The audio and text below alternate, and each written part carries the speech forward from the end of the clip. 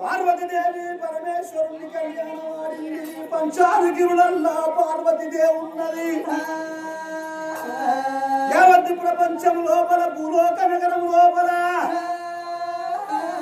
పార్వతీదేవంతా మాతలేడని అంటారు, శంకరునంత తాకలేడని అంటారు.